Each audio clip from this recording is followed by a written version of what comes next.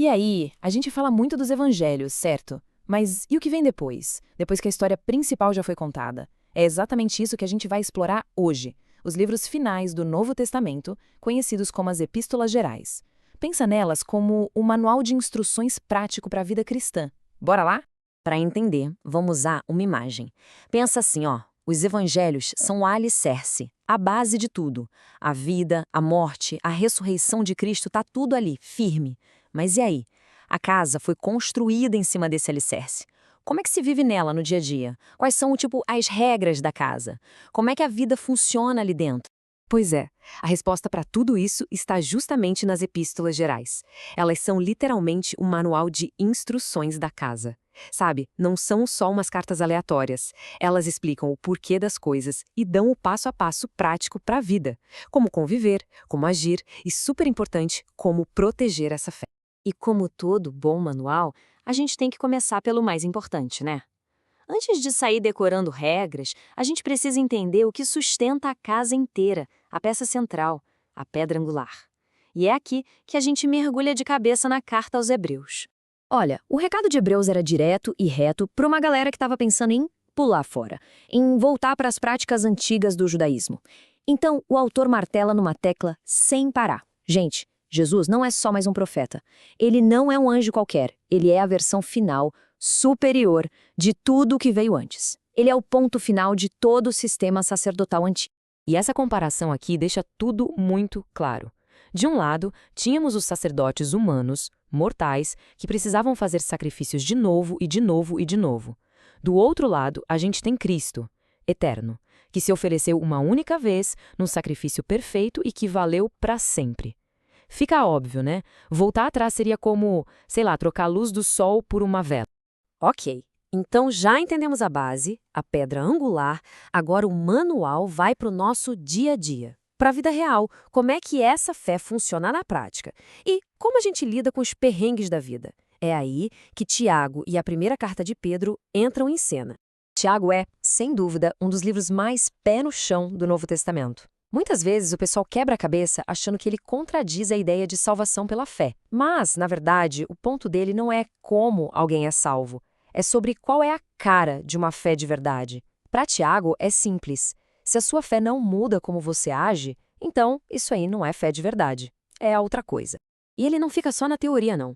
Ele dá exemplos bem práticos.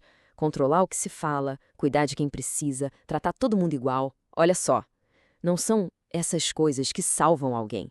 Elas são a prova. O recibo são o fruto que mostra que a árvore está viva e saudável, entende? Mas a vida na casa nem sempre é um mar de rosas. E aí? Se a fé tem que ser prática, como o Tiago falou, como que ela sobrevive quando tudo dá errado? Quando vem o sofrimento? É para responder isso que Pedro escreve. Ele está falando com gente que sofria perseguição, que era excluída da sociedade, alvo de calúnia. A pergunta era pesada. Como ter esperança quando o mundo é hostil? E a resposta de Pedro é, uau, poderosíssima. Ele basicamente vira o jogo e redefine o sofrimento. Não é uma derrota, é parte do caminho. Ele lembra a galera, olha, o próprio Cristo sofreu antes de ser glorificado. Ele deixou exemplo para a gente seguir. E com essa mentalidade, o sofrimento deixa de ser algo que destrói e passa a ser algo que fortalece, que molda o caráter. Beleza, já sabemos como viver na casa, como lidar com as dificuldades, mas e a segurança? Toda casa precisa de proteção, de um bom sistema de alarme. O manual de verdade tem que ensinar a identificar e lidar com ameaças. E é sobre isso que vamos falar agora. Como defender a casa de quem tenta corrompê-la por dentro. É que a gente precisa sacar uma coisa, a igreja lá no começo vivia com essa ameaça constante de falsos mestres, era gente que se infiltrava nas comunidades com cara de amigo, sabe? O famoso lobo em pele de cordeiro, e eles vinham ensinando doutrinas que distorciam o evangelho e levavam a uma vida errada. As próximas cartas são basicamente o protocolo de segurança da igreja. Na sua segunda carta, Pedro vai para cima desses mestres sem dó. O argumento dele é forte, é tipo, escuta aqui, o que a gente ensina não é historinha inventada. A gente viu, a gente estava lá e viu a majestade de Cristo com nossos próprios olhos. Ele se baseia na autoridade de quem foi testemunha ocular e nas profecias. E ainda explica que a demora na volta de Cristo não é esquecimento, mas sim paciência de Deus. João, por outro lado, estava lidando com uma heresia específica, o gnosticismo. A ideia dos caras era que o mundo material é ruim e, por isso, um ser divino como Jesus não poderia ter tido um corpo de verdade. Para eles, era só uma aparência, uma ilusão. E o João, num tom super carinhoso, de pai, chamando o pessoal de filhinhos, oferece uns testes bem simples para identificar a verdade. E esses testes são tipo um checklist, bem práticos. A pessoa vive uma vida correta? Ela demonstra amor de verdade pelos outros? Ela acredita que Jesus Cristo veio em carne e osso? São perguntas diretas que a igreja podia usar para se autoavaliar e também para filtrar os ensinamentos que recebia. As 2 cartas seguintes de João são super curtinhas, mas falam de um equilíbrio delicado entre verdade e amor. Na segunda carta, o aviso é duro. A proteção da comunidade é tão vital que não se deve nem dar abrigo ou apoio a quem está espalhando o erro. É um lembrete de que o amor não pode ser ingênuo. E logo em seguida, na terceira carta, a gente vê o outro lado da moeda. João elogia um homem chamado Gaio por fazer justamente o oposto com missionários fiéis, por recebê-los e apoiá-los. A mensagem é clara: tranque a porta para o perigo, mas abra completamente para aqueles que estão ajudando a construir a casa. Por fim, chegamos em Judas.